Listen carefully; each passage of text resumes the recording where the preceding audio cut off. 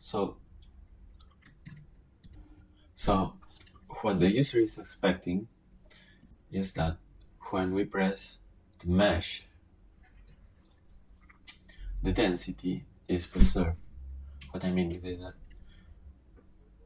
okay, for example,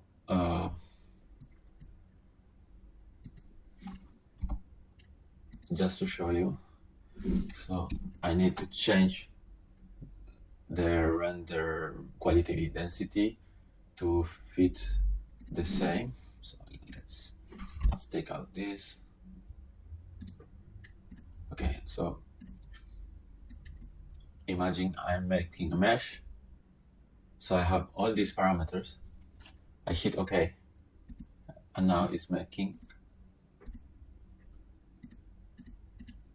the correct density. No, because this parameter was set up well, but the unwrap was not done. So when you hit mesh, you need to run the unwrap tool using the render mesh quality,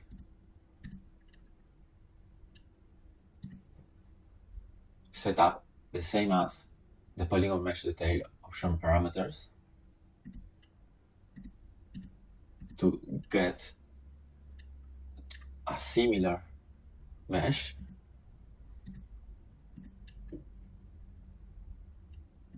So what the user is expecting is a little bit more like this, that you have the same mesh density of this object mesh, the same density, the same polygon as this object. As you can see, Rhino is not doing that because this object belongs to this one and it's not the same as this one for some reason. And the position, this position aligned in this way, is not the same as this position sometimes. So this is height. So if you fix the problem, we are going to find other bugs, but we can start looking at them. In this case, they are aligned perfectly, everything's fine. So when you hit mesh, you need to rebuild the mapping with a higher density, exactly the same as the mesh, preserving the density.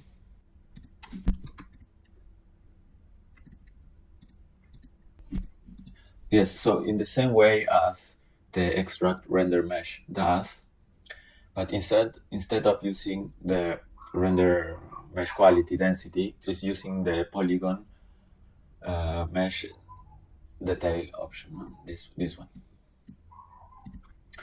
So the mesh. So the user is expecting that if I export that, exporting this object as FBX preserves the UV. So these UV are made up as a projection of the old one. I'm making an undo now. So it's a projection. So we usually, what we do with the UV mapping mesh, this one, is that we move it on the plane. But if we make a density reduction of the UV mapping,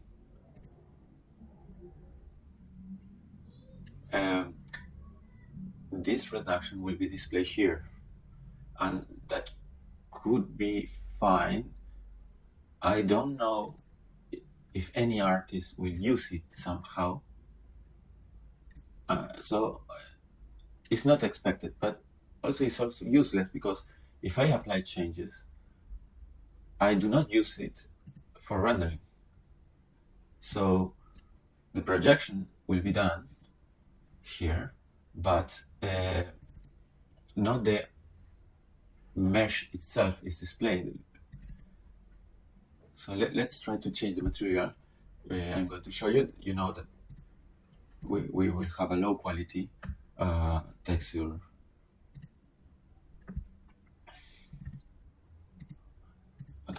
So this UV mapping projection is never shown because it's a high density, and in the case it's low density, the UV editor is showing the low density, not this high density. But this high density exists in some place, and there's no instance of this. What I can see here is that the UV editor is displaying like an instance copy, but it's useless to have two in the case of meshes. I understand that you will apply over the displacement, the tessellation, etc., but it can be done over the other mesh, over this one. Okay, so I will return back here to show also another problem that maybe is the meaning of what I'm saying. So if I make a movement here, I'm going outside in purpose. Let's assume I'm going outside here a little bit. I'm applying. So as you can see, all the points are making R square incorrect. Maybe it's better if I place it inside, so it's more useful. So when I go to FBX, as I showed you before, it will make a conversion of this UV mapping mesh to a new one. And that is useless, and that triggers a lot of other bugs. So I apply the movement, I export as FBX, I delete this object, and import it as I import the FBX. I call UV editor, and here you can see that there are some bug problems. This is not square. This is not square. So there will be other hiding problems here, since the mesh are difficult to visualize. You don't realize that sometimes the points are these points on the seams are not in the exact same place as this object. So maybe if we put it outside here, we can see the problem a little bit.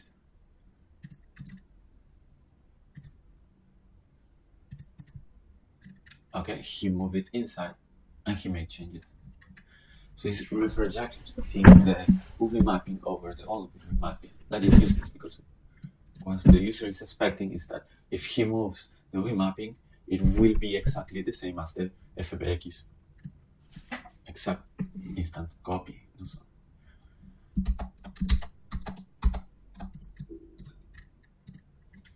And that FBX must be done in the first place when the mesh is created. The mesh must rebuild the surface unwrap using the mesh detail parameters.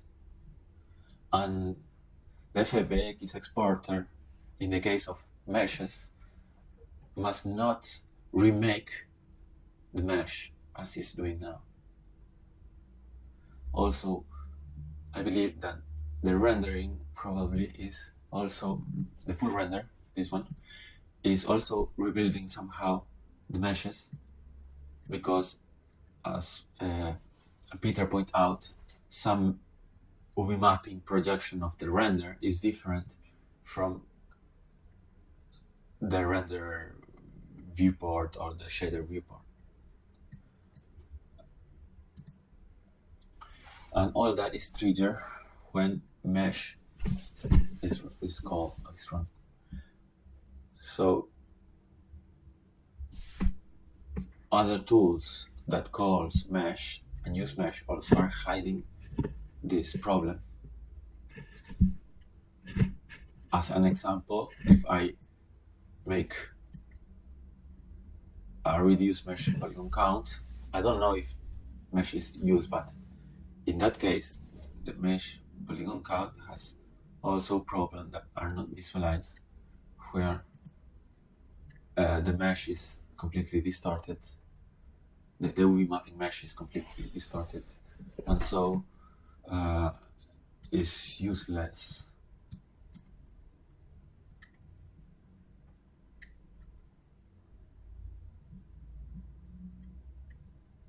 You see, you have a big density and a low density. So if I export this low density object, we'll finish with a lot of bugs, and so it's not useful for game development or for displaying, etc. And also we try to use other software like Rhino6, Xconfold or Blender to wrap, etc. But Blender don't conserve correctly the UV mapping. Painter do not import correctly the UV mapping from Blender. The Rhino virtual space for maybe it's working well, but on the workflow, but it's very complex. So if you can fix this, helps a lot of not using other software, and we can ship for WAR. Thanks very much.